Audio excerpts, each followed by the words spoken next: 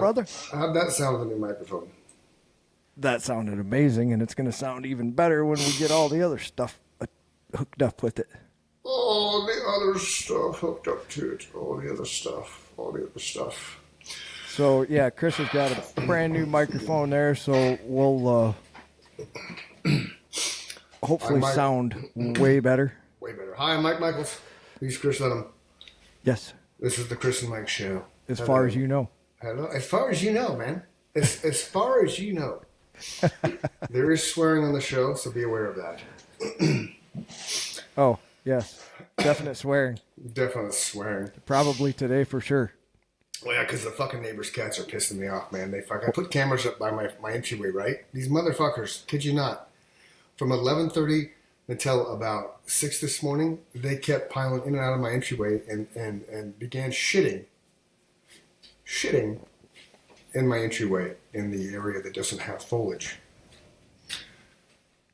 This is the same prick who tells me that my water's over his fence line, and do you need to stop that or call an attorney? So I keep telling Nikki, I'm gonna fucking respond back to him because I just ignore his dumbass.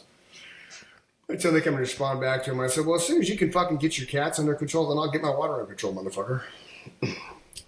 Because really, I'm just just fucking irritated. So I went and I got the cat trap that we have, which is a humane way to catch feral cats.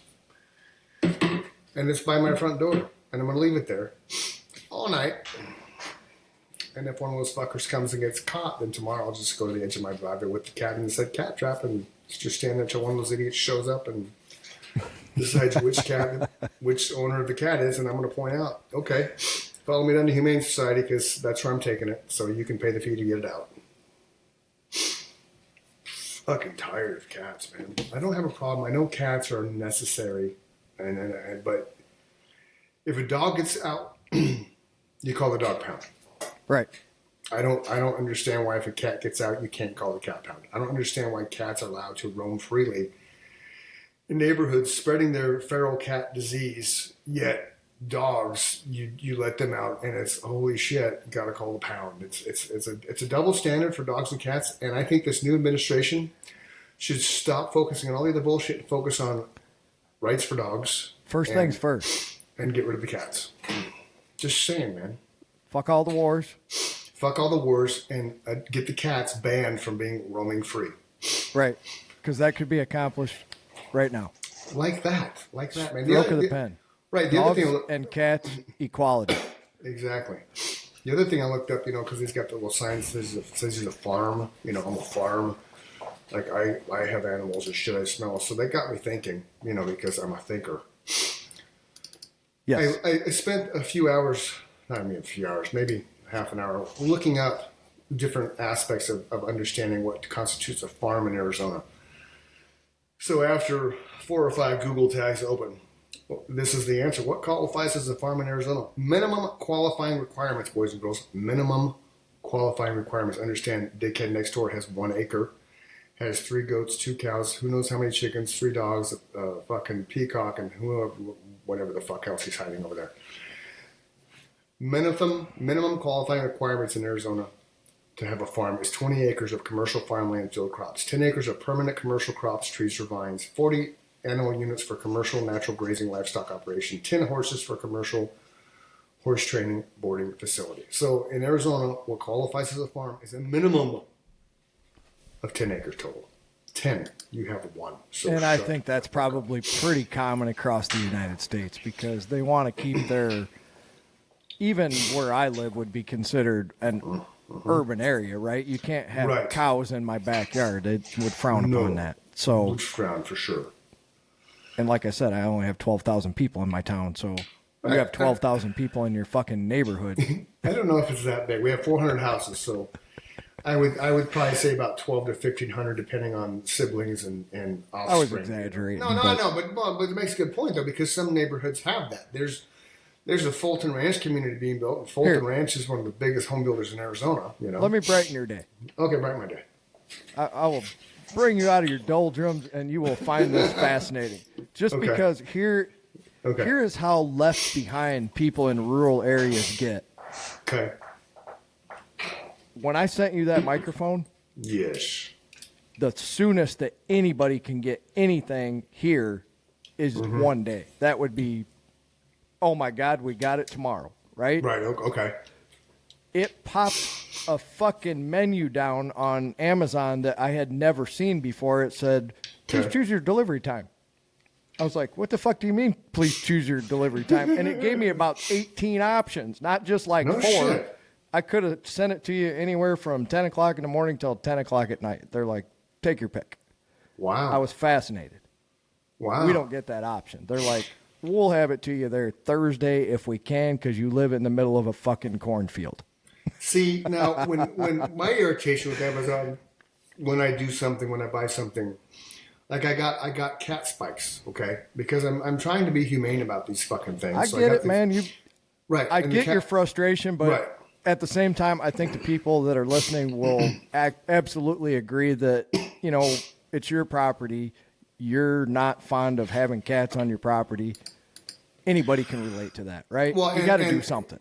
Right, and you got to back it up a little bit so they understand the whole story. Like when we first moved in, there was 40 fucking feral cats. Like we bought this house from an entity, and when you buy a house from an entity, you know, bank or a iBuyer, OfferPad, Open Door, things like that, they don't have anything to disclose because they never lived here. So they couldn't tell us that the previous owners had like 140 chickens and 2 llamas and was completely disheveled, and they had chickens living in the house, and right? Chickens living in the house and shit. They had 2 fucking llamas? Yeah. And then we found out once we moved in and started talking to the neighbors, you know, before they were assholes, and the other ones that we still talk to because they're nice, the ones to the west, the Poston family, Poston Solomon family. 2 doors down was this lady who died. And the house is vacant. The son comes once a month and mows the lawn. But she had about 20 cats inside the house. So as soon as she died, they fucking, according to neighbor lore, they stripped the house, took everything out of it, gutted it to where it's just nothing but concrete and drywall, and kicked all the cats out. Well, then the cats started roaming the neighborhood. That's the feral cat problem. Then the idiots across the street were apparently trying to wean them off and catch them and, you know, do all their shit with them. Oh, Jesus. Right, but so that doesn't change the fact that like they were gone for a while. I don't know what the fuck made them decide to come back because they really just stopped fucking with the house. But all of a sudden, last 3 or 4 days, man, they're just, it's game on. And I noticed it when I came out one morning. There was 3 little mounds of the mulch. I'm like, what the fuck is that, right? So I kicked it around. I didn't see any shit in it. So I'm like, that's weird, you know. And then yesterday, same thing. And we had put we brought the cameras inside to keep an eye on the house cleaner, who we subsequently fired. What? Okay, I got to hear that story too, but continue on.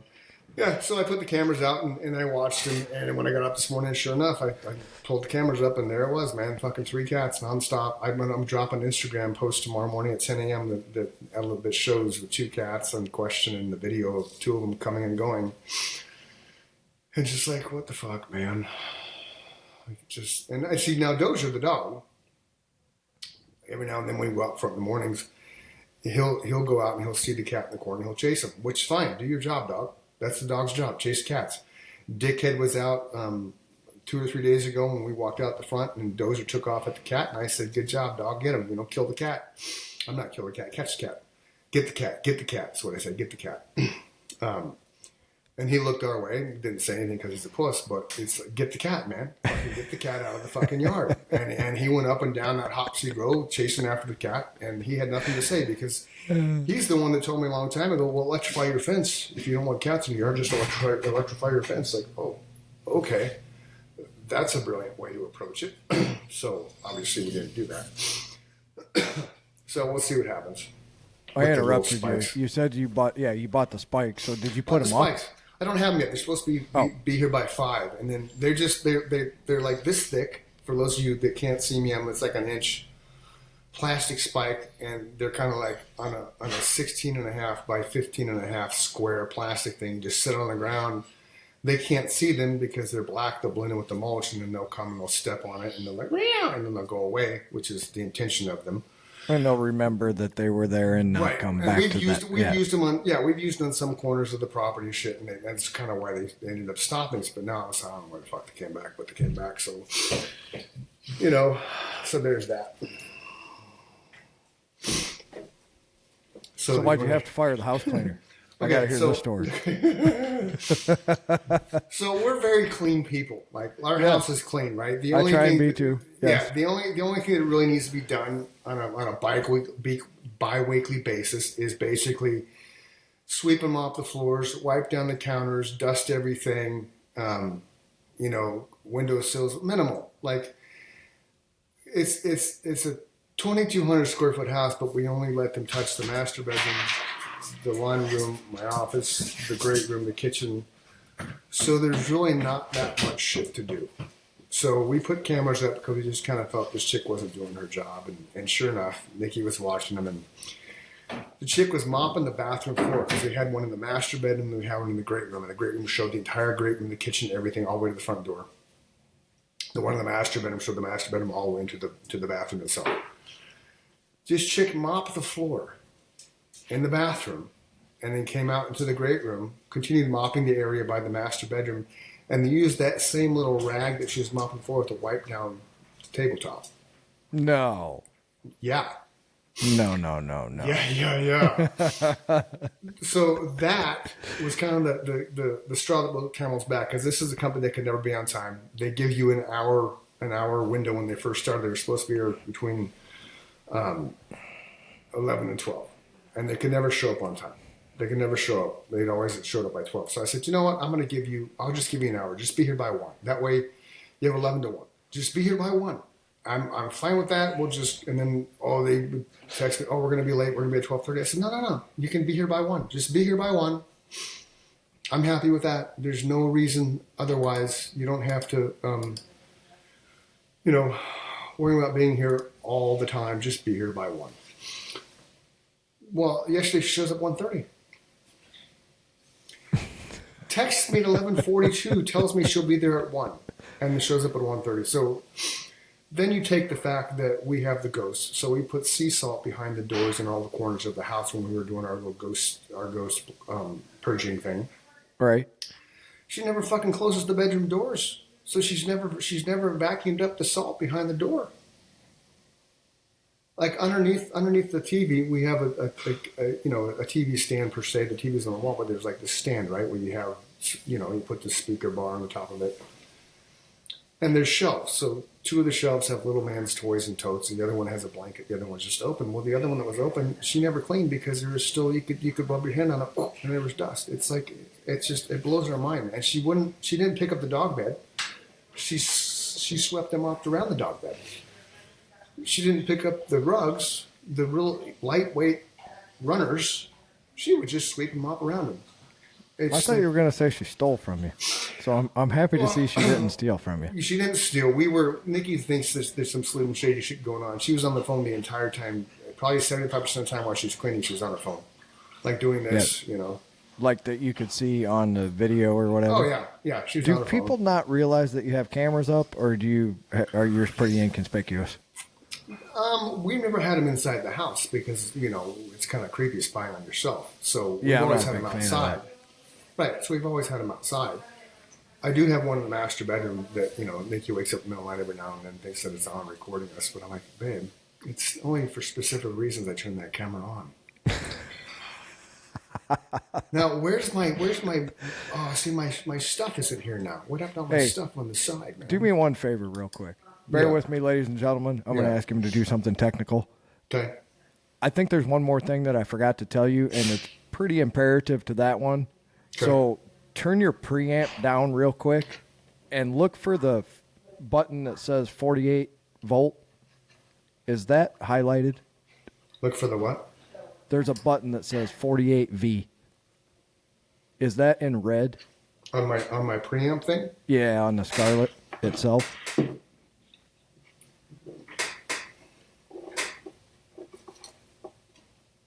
I don't know. It should be lit up red, so push it. Oh yeah, that's lit up red. It always has been? Yeah. Oh, okay. I thought maybe that's why you had to push that preamp so hard, but okay. It's just you need that cloud lifter box, and we'll get that when we get the cable. Sorry. Okay. Yeah, that's all good. Well, I could use my other microphone. No, you're fine. I wanted to make sure that I had all my bases covered because, Gotcha. you know, I forget that, you know, you were the singer. You provided the PA, and you were very clear that if you know how to run it, you can plug it in and do whatever you want to do to it. It's mine, but have at it. I said, okay. Exactly. So, yeah. So once I got the video, when Nikki showed me the video clip of that, I sent her a message. I'm like, you're fired. Yeah, I get it. And then sent the video, and then I began the joy of trying to find a replacement cleaner, because I do it for Nikki. It's every other week, so it doesn't bog her down. Right. It's cool, man. The one thing that keeps me from doing it, I've thought about it several times, and I probably should because of where I live now. You know, the town that the lady's coming from that I was considering hiring is, you know, they're a super religious town. They're not people that steal from people, and I'm sure she would do a fine job. But like as I sit here, I'm surrounded by not only my own equipment now, I mean, but I have my guitar students. He's got his stuff in here, and it's like you're walking into a room that's like a music store now, just like it used to be back in the day, you know? Right. Do you have an alarm? I need to invest in several things now. You need to get an alarm, and you need to make sure you have content insurance to cover all of that stuff now that you. That I do have. Okay, good. I actually have that, and I'm insured to the hilt, man. Okay, cool. Right on. Yes, thank you. That's good. Yeah. But that's good for people out there is as you add to your home, especially if you're going to put in, like I did, a studio. Yeah. You know, that's something that you want to let your insurance company know, and make sure you take a video, like a walking video on your phone of everything you own. That's better insurance than the insurance that you have, because after your house burns down is not the time to try and remember everything you had. I just recently did this. That's why I thought of it. I walked around my whole house and went, hey, this is my Charvel guitar that I've had since 1989. Nice. It's a one of a kind. Nice. You know, blah, blah, blah. This is my MacBook Pro. This is my whatever. This is my bong. Hey, let me tell you a funny story here. I'll brighten your day again. Thank you for bringing that up. So, do you remember when I got robbed? When Marty and I were living together? Yes. And, you know, pretty sure in hindsight it was an inside job, and we can talk about that off the air, but... I kind of thought that too. So that's when Tammy and I were living together. Okay. And, yeah, we were pretty sure that we knew who did it. That's... Yeah. Because the only thing that got stolen... So the cops show up. I'm living in Phoenix, ladies and gentlemen. You know, in the heart of the city. So the Phoenix Metro Police show up, and they're taking their report, and they're like, you know, what's missing? And I said, well, Paul Reed Smith guitar, which belonged to Neil, my cousin.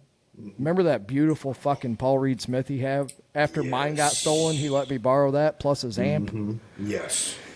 Beautiful so they stole the Paul Reed Smith, and they stole Tammy's grandma's Rolex watch, and that was it.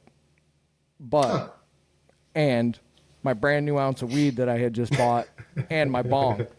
And the cop kept saying, there was several other things that I can't remember. It's not important. But there was like 6 or 8 things, and the cop kept saying, is there anything else you can think of, sir? And, you know, you got to remember, people, I was 21, 23, something. I was super young, probably 21. Yeah. And all I just biting the inside of my cheek off. It's like, hey, stole a whole brand new ounce of weed in my bong, man. It's bad enough I got robbed. Now I can't get high either.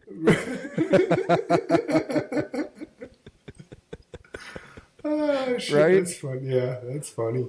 Oh, that was a terrible fucking day. Yeah. Come home and my door's open like 3/4 of an inch. That's nothing you want to see when you get home. That's never a good sign anyway. It's like, you know. I was like, oh, fuck. Yeah. No, yeah, so, you know, and I'm not having a bad day, just be mindful of that. It's just, you know, fucking cats, man. I actually made this buddy we have on on Facebook. His name is Don Warnock. I'm trying to get him on. We're getting him on sooner or later. Talk music and shit. Really cool guy. Huge Kansas City Chiefs fan. So about a week or so ago, I saw this thing on Marketplace. It was a Super Bowl banner.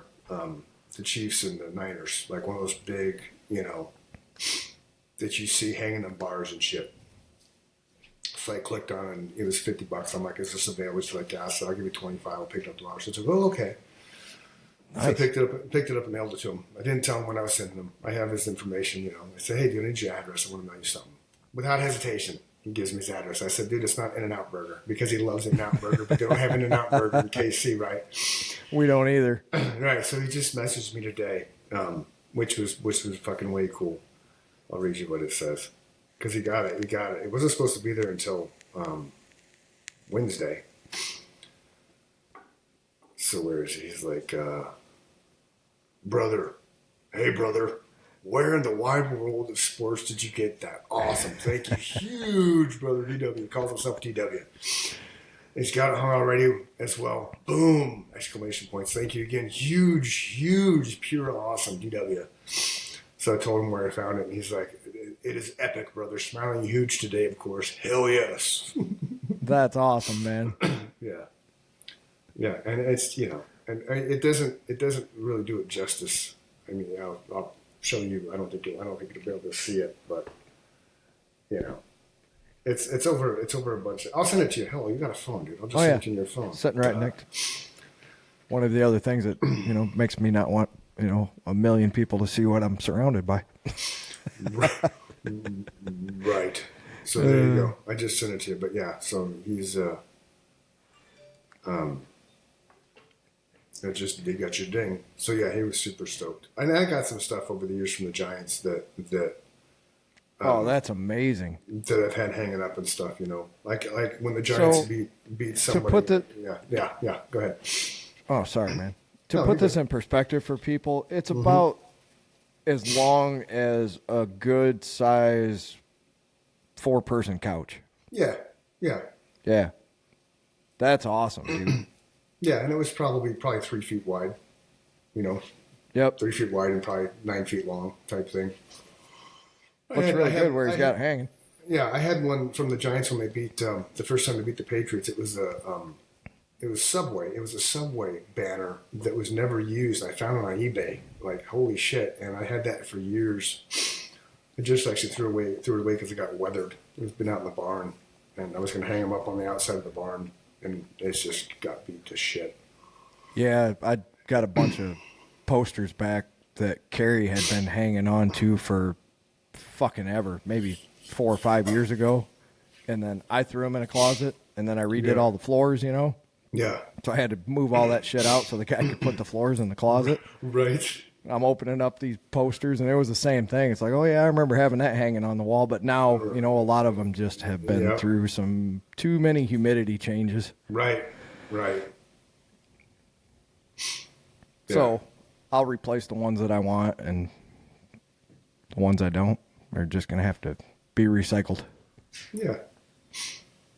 Which is, that's part of the whole joy of posters, right? I remember when I was a kid, I had a bunch of tapestries. I had a bunch of Scorpions tapestries. Like, First Thing album was this big cloth tapestry I remember that one. Yeah. That was badass. It was badass.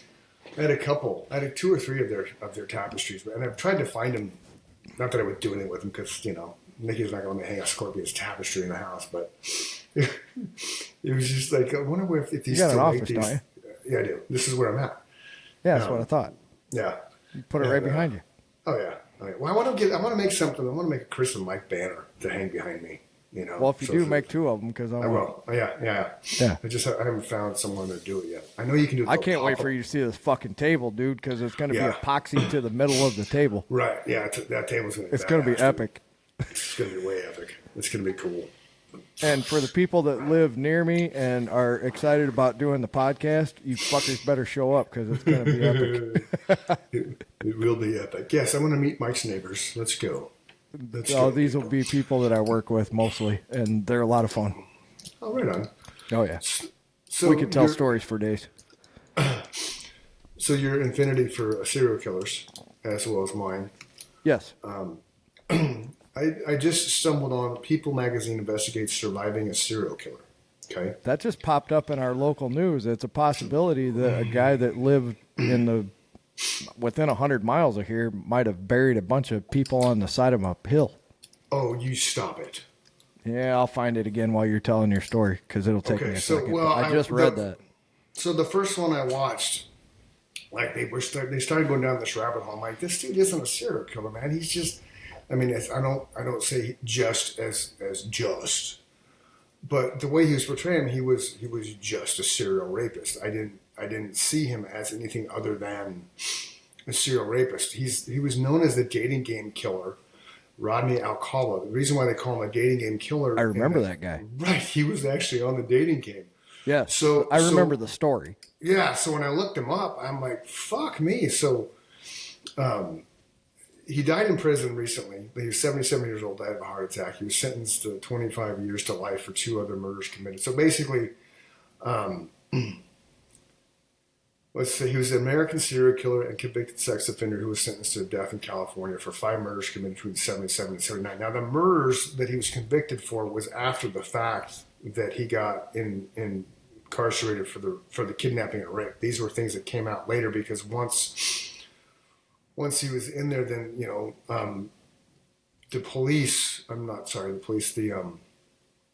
he took pictures. So he had a compilation of over 1,000 photographs of women, teenage girls, and boys, a lot of them in sexually explicit poses.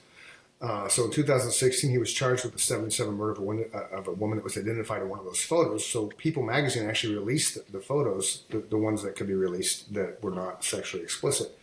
And they actually had 5 people come out of the woodwork, basically, hey, this is who that is. So they were able to kind of connect the dots.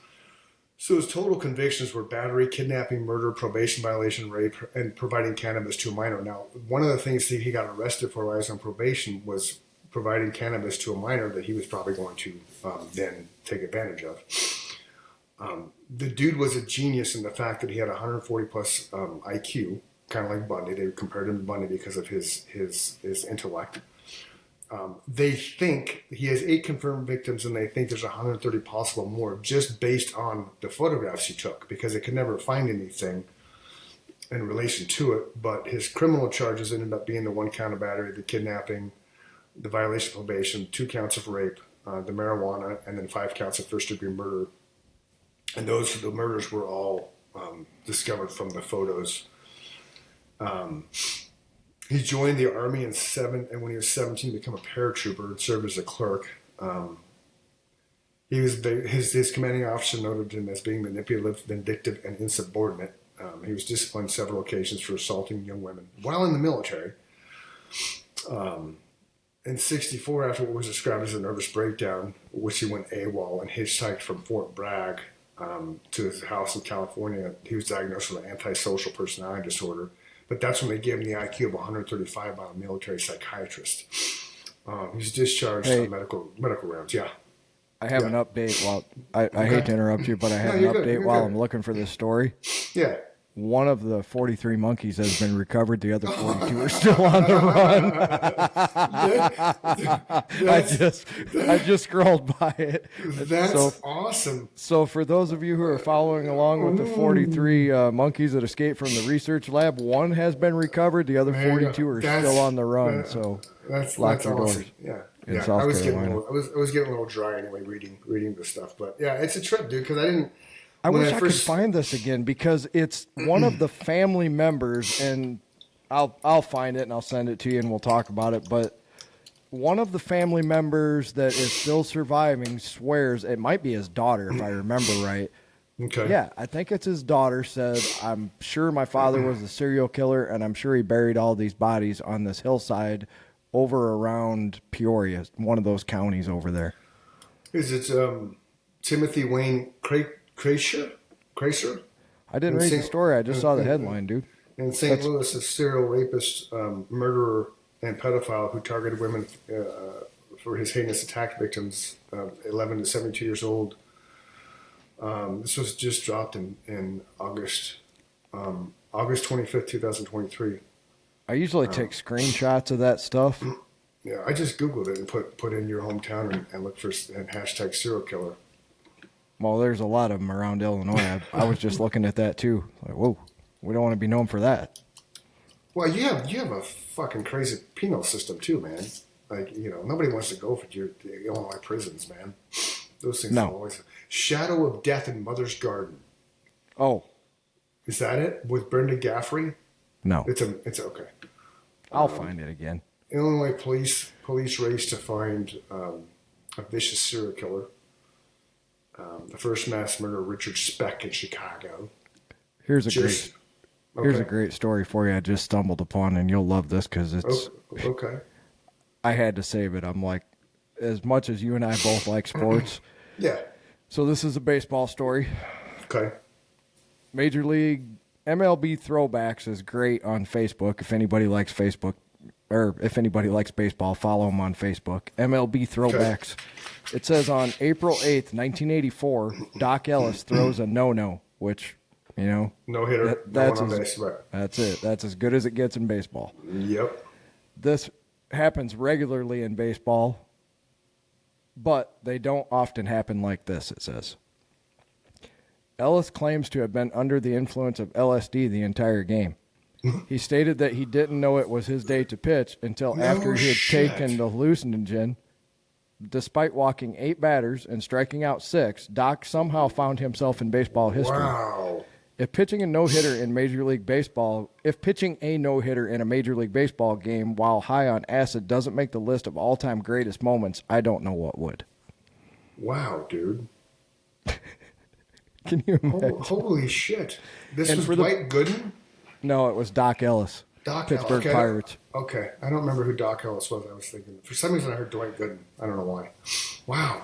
April 8th, 1984. And for the people out there that are going, oh, no, that's not. You got to remember, back then there was no players' union. Right. Players were paid when they went out there on the field and played. They did not get paid to just sit and be on the injured reserve, which is something else I heard recently that we can talk about. These guys, they smoked 2 packs of cigarettes a day and ate Cheetos. And, it wasn't like your guys today who all have personal trainers and live in $60 million houses. These guys, right. Sometimes they had other jobs in the off season. Yeah. I just watched the documentary on Netflix. I had irrigation Friday night at 1:45 a.m. So it's pointless going to sleep. So once they crashed out, I watched the comeback for the Boston Red Sox. There's 3 episodes, and it was 3 consecutive years that they battled the Yankees in the ALCS to get to the World Series. The year that they ended up winning the whole fucking thing, before Game 6, because they were down at 3-0 to the Yankees, they came back and won 4 games to 3. They were hitting shots of Jack before the game. And then Game 7, they had 2 shots of Jack before the game. And they actually were in the clubhouse and showed them hitting the shots of Jack because Kevin Millar, the first baseman, was like, this is what we're going to do, because everybody was so wound up and so stressed out. He's like, I need to calm everybody down. And the coolest thing about him was he was like, it was the small ball. It was the Theo Epstein guy that made the small ball, right? Where you would trade one superstar for five non-superstars just to fill the role, and then plug and play. You know what I'm talking about? 100%. Yep. Yeah, he did it for the Oakland A's, right? Yep. That's where he started this thing. So these were this was the Manny Ramirez, the David Ortiz, Kevin Millar. It was Pedro Martinez. Pedro Martinez is a fucking asshole, dude. Like straight up, that dude on the baseball field, fucking asshole. You should watch this thing because you love baseball. Holy shit, was he an asshole? Like, vindictive and fucking just he was a sharpshooter when it came to throwing the baseball. So when shit went down and who do you want? And he's like, he's just eyeballing. Like, okay, I'm not going to forget. Next time he goes up to bat, man, he fucking drills the dude, hits him exactly where he wants to hit him. He was bad, man. He was like straight up. He's an asshole for whatever reason, but.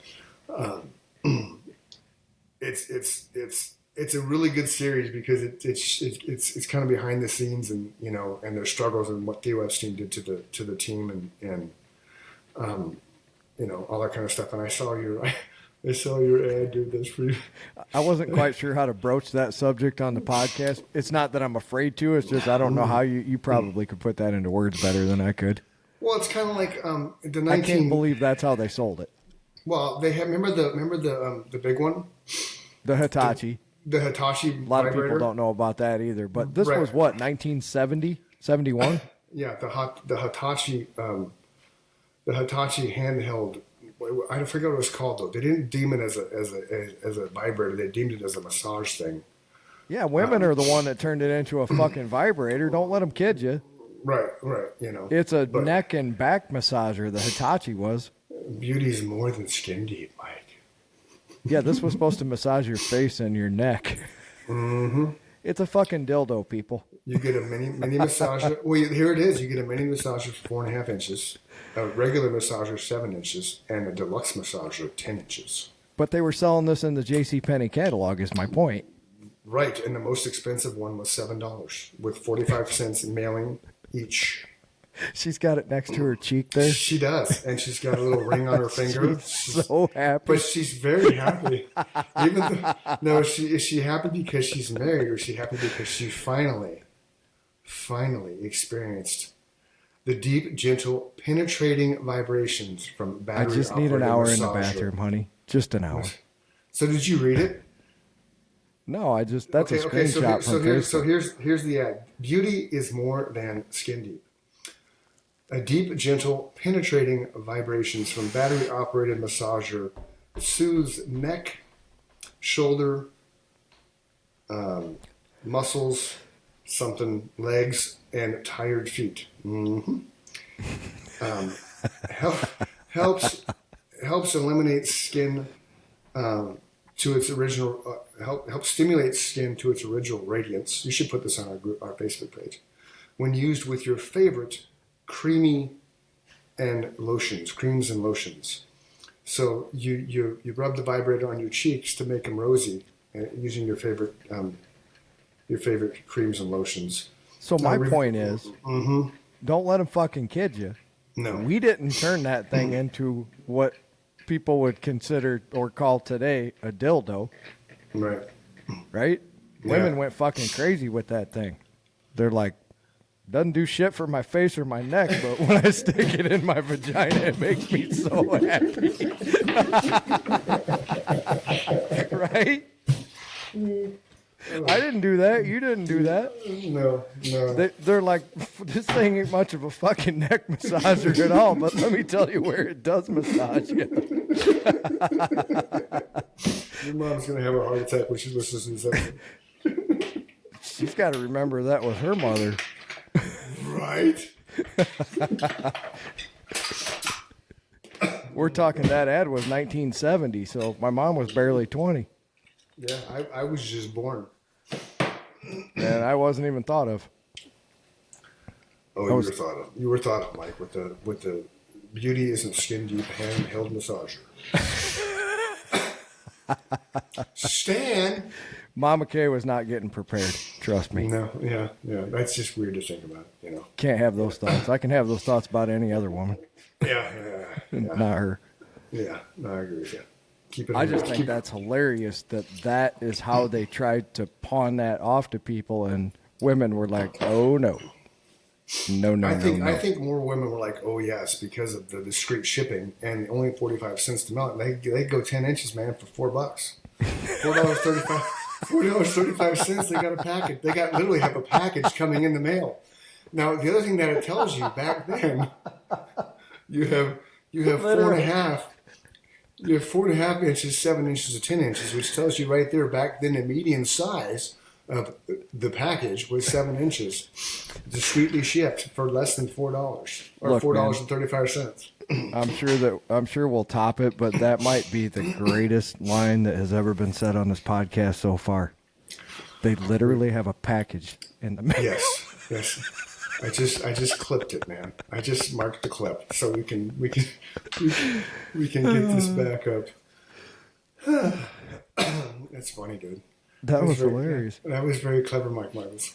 That's why I saved those things. Yeah. I'll Yeah. be sitting there watching a football game and scrolling through Facebook Yeah, during the Facebook, commercials, and I just start screenshotting those things. I'm like, oh, we got to talk about that. That was one of them. That was funny, dude. That was really funny. I got a sick sense of humor. So for those of you that can't keep up with a sick sense of humor, it might get worse than that, just as a forewarning, since he warned you about swearing. I did warn you about swearing. And that's good to warn them about every now and then, because we don't really have a filter. So there's also times that I, in particular, Chris is probably better about it. I don't know. I think we both have a pretty sick sense of humor. There's going to be times that we say things that we do not mean. It's jokes, folks. It's just funny, right? It is just funny. Like, it is just funny. Chris knows my line, and that is my line. You know, we don't tell jokes about my mom. No, absolutely not. You can razz mine all you want till the fucking day comes home. I don't care. My mom is as close to Mother Teresa as you're ever going to find. She doesn't mean anybody any harm for any reason, and she would welcome you into her home as long as somebody vouched for you, and she would actually sit you down and make you dinner. So we don't harass people like that. No. I brought my entire band back here. Chris was not, you know, he wasn't a part of the band anymore, but she welcomed all these people into her home and made them all dinner for days on end. So Oh, that was nice of her. it was very nice. We wish you could have been a part of that. You know, hindsight's 20/20. Yeah. Next time. Oh, yeah, because we're going to take over the world here. We're in 11 countries. How many countries are there? There's a lot of countries. I don't know how many countries are because I'm not good at geography. I legit. Nick and I were talking not too long ago about South America. I'm like, yeah, it's America, but it's south of the United States. And she's like, well, no, that's not why it's not called South America. But to me, well, it's south of the United States, so therefore it's South America. I didn't win that argument. No, South you're not American going to. conversation. Remember when America below us was south? Right. It's south of America. Right. Yeah, you're not going to win that one. No. No. I'm not good at geography. I just That's sell all right. houses, man. At least you admit it. Yeah, I mean, it's like I thought Canada just was over New York. I didn't realize Canada went all the way over the United States. Some of those get me every now and then, too, especially time zones where they say, like, you know, Texas is in the same time zone as us, which they are. Yeah. A lot of Texas is. Actually, maybe all of Texas is. As you in Illinois? Yeah. That's crazy. weird. That is crazy because isn't Texas next to me? Yep. Yeah. Wow. But Texas Well, is not fucking really. big. It's There's big. New Mexico in between. Oh, okay. Excuse Well, me. that explains it. New Mexico fucked it all up. Fucking New Mexico. Give it back to old Mexico. Right? No, I'm just kidding. Albuquerque was all right. Santa Fe's nice. It's up in the mountains. Oh, I didn't know Santa Fe was a mountain state or mountain city. Mountain city. Yeah, so New Mexico is basically just like Arizona. It's got hills and pine trees at the top, and it's barren desert at the bottom. Oh, That's the only place I've ever seen tumbleweeds. Like I used to see on the cartoons, I actually saw a real tumbleweed there. oh. They're Right on. gigantic. They're as big as your fucking car. I've seen tumbleweeds here. I've seen them tumbling. You know. But yeah, that's interesting. Yeah, I'm sure they got them in Texas and Arizona. I actually just saw them in New Mexico. They don't have tumbleweeds in Illinois. No, That's disappointing. we have corn and beans. Oh, that's true. We do have corn and beans, More than anybody ever needs. right?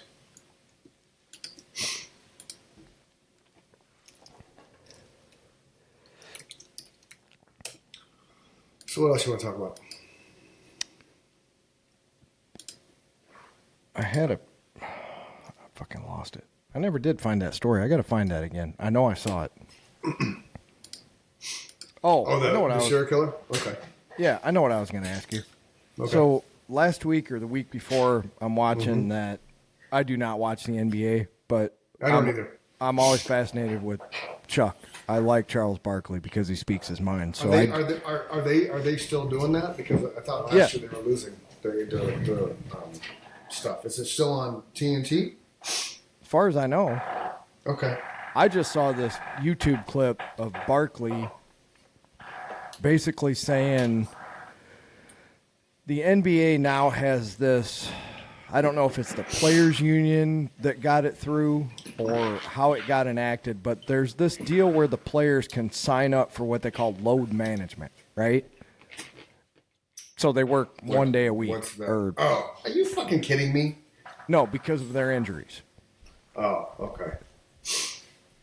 So Barkley's like, we didn't have fucking load management. We had if you didn't play, you didn't get paid or your contract got voided, or he didn't say any of that. He basically said, load management is ridiculous. He's like, at best, you're working 4 days a week. That would be a lot. Usually an NBA schedule is like 3 games a week, right? So you're working 3 games a week at a game you fucking love. Right. And now otherwise you're just practicing. You're just shooting the ball around and running drills and shit. So you're playing. You're playing around all week. At a game you love that you're paid and guaranteed tens of millions of dollars at this point, which those guys weren't back then. No. And now some poor kid, he only gets to go to 1 game a year, or maybe 1 game in his entire life. I didn't mean to do the thumbs up, but it's all good though. And let's say he's a Joel Embiid fan, right? That's his favorite player. He lives in Philadelphia or wherever he is now. And he goes to the game, and it's a load management day. Joel's not playing, right? Because he's his turf toe or whatever he's got hurts too bad to go out there and play the game he loves. Right, which is bullshit, but That was Barkley's point. Yeah. Because they didn't have those advantages to them. Right. Because I'm not sure if there was a players union back then or not, but Barkley made it basically sound like, if they didn't play, they didn't get paid. I think at some point in time, I think that was probably accurate. But then didn't NBA go on strike? They did. Yeah. So when they went on strike, they probably had a collective bargaining agreement like the NFL and Major League Baseball did that prevented them, from that kind of stuff. And then that's why you have guaranteed contracts and shit. Right. That's why the Giants paying Daniel Jones what they paid him, and why they still fucking start him and still play him, knowing that he gives them the best opportunity to lose, is mind-boggling. Because if they would have paid, put it this way, if they would have paid Saquon instead of Daniel Jones, we still would suck. But you'd have something to build on, right? And I don't know if we necessarily suck that bad, because they do have 2 backup quarterbacks that are probably better than Daniel Jones. Here's my question, though. Okay. Because, as you know, and I was there when it happened, right? So many cities' tax dollars for that particular city go to fund a large percentage, if not all of, a baseball stadium, a football stadium, whatever, right? Yep. And we saw it when they put in the Diamondbacks ballpark, right? Colangelo went to the taxpayers and said, and we all voted it in, and I'm not saying it's a bad thing. What I'm saying is, as these players get paid more and more in these guaranteed contracts, that's what made me think of why I brought this up to begin with. Okay.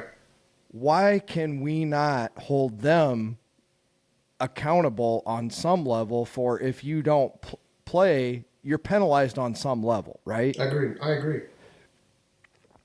They're making the game too expensive on all aspects of professional sports for everyday people to enjoy. It cost me $123 to sit in the fucking bleachers at Wrigley Field, which I enjoyed every minute of, and I could afford to do it, but don't think it wasn't lost on me if I had 4 kids or 3 kids and a wife and wanted to take your grandma and your mom and whatever. Now it's a $1,600 day in tickets before you ever even bought anything when you got there. Yeah. The only time we really go see the Cardinals is if the Steelers are in town, and I have a buddy who's got season tickets, so I buy the tickets face value, and they're lower level seats. I'm going to say maybe 20 rows from the field, and it's maybe $100, $150, because they're not scalped. They're not post-ticket master bullshit. It's face value. And we go with them, and we tailgate with them, and we go, watch the game and shit. But that's because he's a friend of mine. Now, if it was Everyday Joe and I wanted to go buy tickets because I'm not a season ticket holder, I guarantee I'm not getting out the door for less than $600-700 just to have decent seats.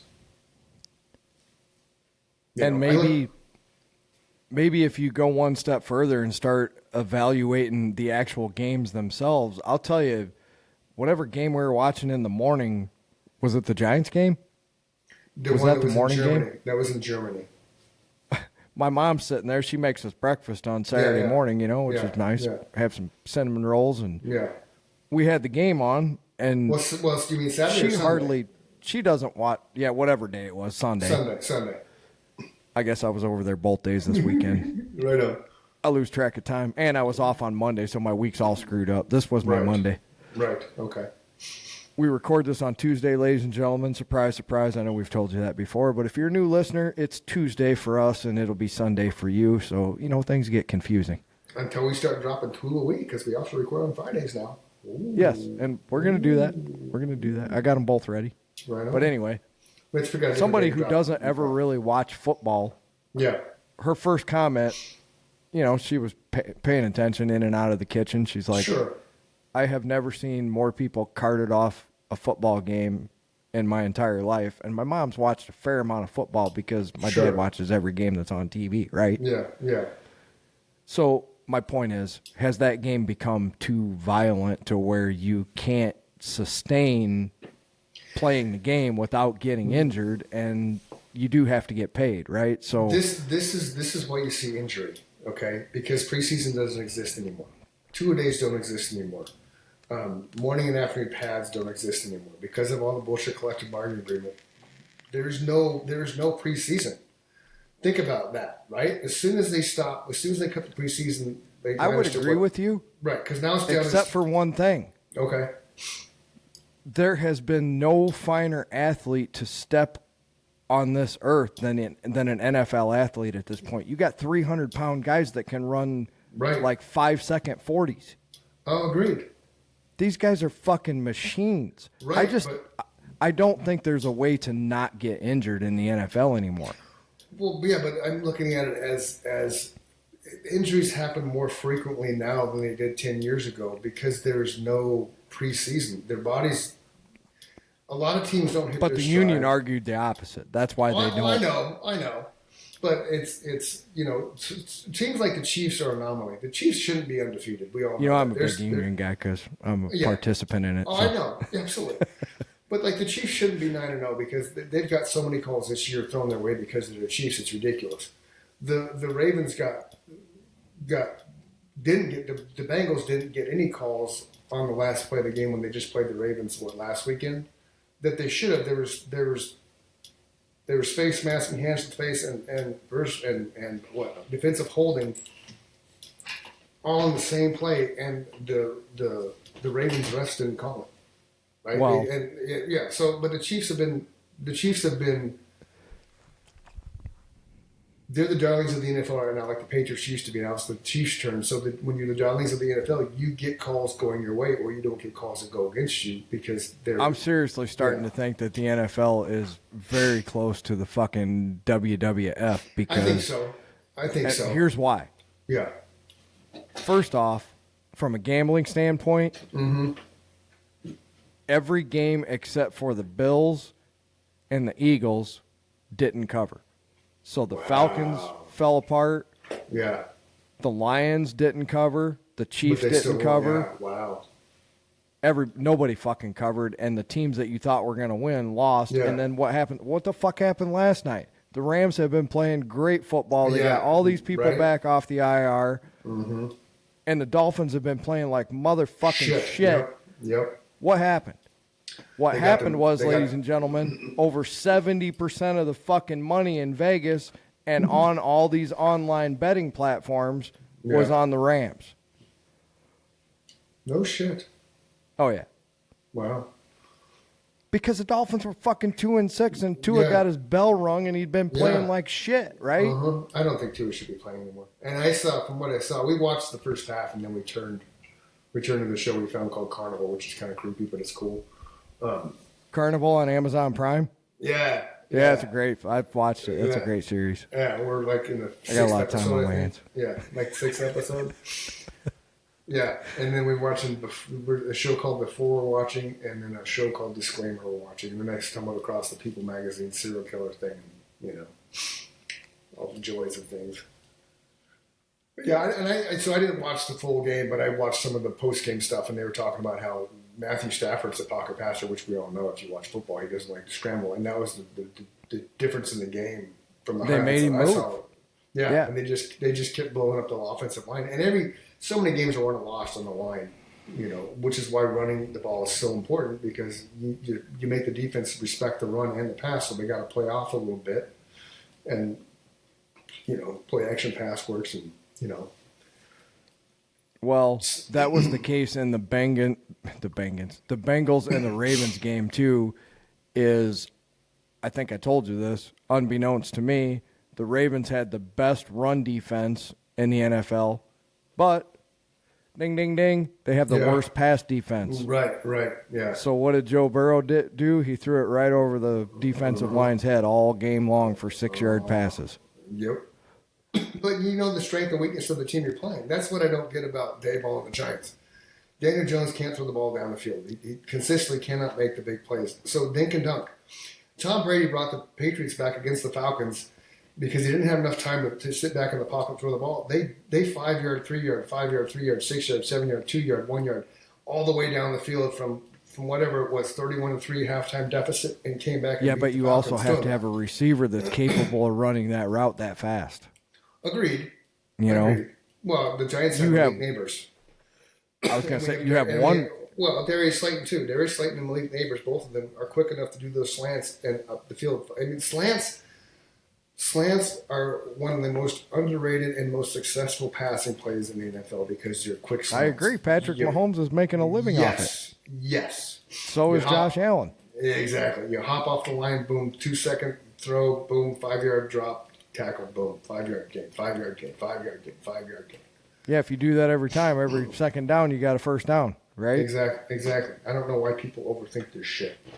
You're right, though. That's how Tom Brady became a legend. Yeah. He just picked defenses apart. Well, part of it was Belichick, because Belichick is a defensive coordinator by nature, so he would know what to do. So when they came, I never liked Tom Brady, because I'm a Giants fan, until he did what he did to the Falcons in the Super Bowl. Because legit, they were down, they were going to lose, there was no way they were coming back, and he took them down the field 5 yards at a time. That's all the second half was. Defensive stop, 5 yards at a time. Defensive stop, 5 yards at a time. And just dink and dunked all the way down the field. Well, and you know as well as I do, his genius was what you said a second ago. He knew exactly where the weakness in every defense was. It might not be that middle of the zone. It might be these guys can't defend the run, or these guys have one or two weak safeties, or they have one weak corner. I'm going to pick on that particular spot in the defense all game long. He was a genius at that. But you have to be smart enough to know where that's at, what defense they're playing in every situation. Now that I've been listening to Peyton, I didn't play football, so I understand the game, but I don't understand the ins and outs. And when he starts talking about, hey, you got to watch for this or that, like you're saying, why doesn't he just run a slant there? The guy's wide open. He spots all these things. I'm convinced that the person that's standing on the field doesn't have the same football IQ as the three people that are sitting there on that panel, right? There's a reason they won all those Super Bowls. And there's a reason they're all going to the Hall of Fame. Because just like you and I could take a piece of music from nothing and make something out of it, that's a very overlooked skill to just you and I, right? To the average person, they're like, holy fuck, you just made magic.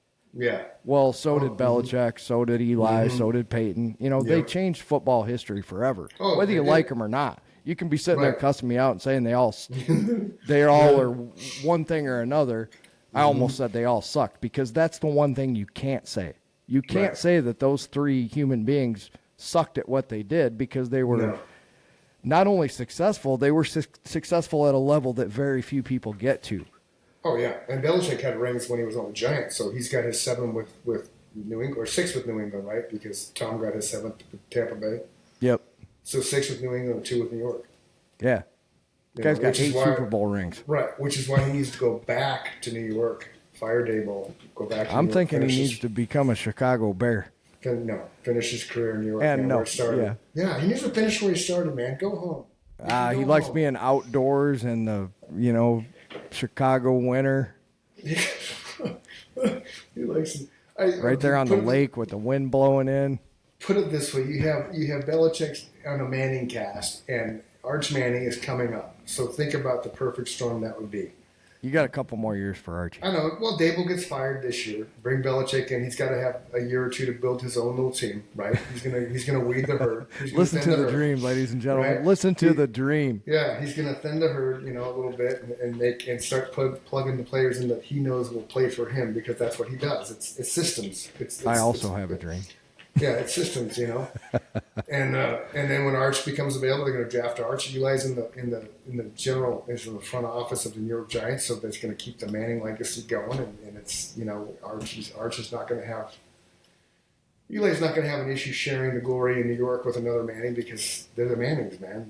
They're the fucking now. See, that would be a shocker right there if one of the Mannings turned into like a prolific serial killer, and all of a sudden, like, holy shit, here's gold spoon, fed silver spoon, the first family of the NFL, and one of them gets derailed, and which would never happen. But how crazy would that be? Well, we finally made a good move. We fired our offensive coordinator because, just like you were talking about earlier, we didn't know how to run a fucking offense against a defense. Yeah, it's insane, man.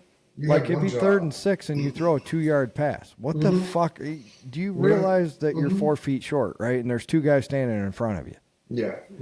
Well, and then part of that's on the quarterback, which your quarterback's a rookie, and he came out of the gates firing on all cylinders, but then the other teams started getting some film. Dude, I gotta rewind my words. I talked this guy up because he cost me a lot of money when I was betting against him at USC. Yeah. And he's not ready for the NFL, man. He just isn't. Well, no, he's not. Put him against Jaden Daniels, and Jaden Daniels looks like a fucking... Yeah.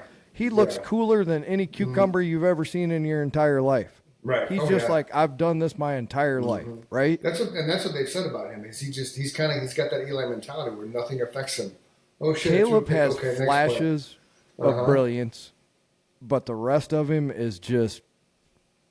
He gets in his head, man. Mm-hmm. He throws one perfect pass, and then he throws a bad pass, and you can just see it. It's starting to eat at him, and you can't let that happen, man. You got to forget. You can't change the last play. You got to be that good, right? Right, exactly.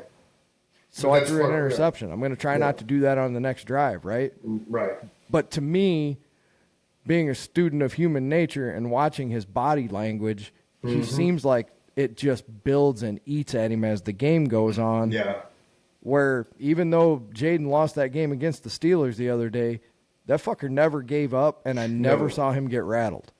He just kept playing the game, right? Yeah. Uh-huh. It's what made Tom Brady the GOAT, right? Yeah, that was a good game, too. They were coming back. Tom got emotional towards the end, but he was pretty self-controlled most of the time. Yeah. We all have our moments. We do. All right, I got to wrap this up because we got to go run.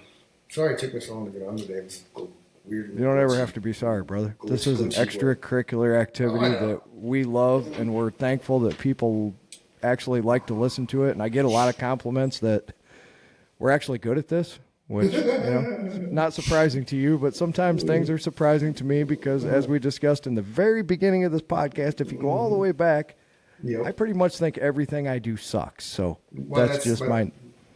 But every artist thinks that, dude. It's not Agreed. just you. Agreed. Everybody.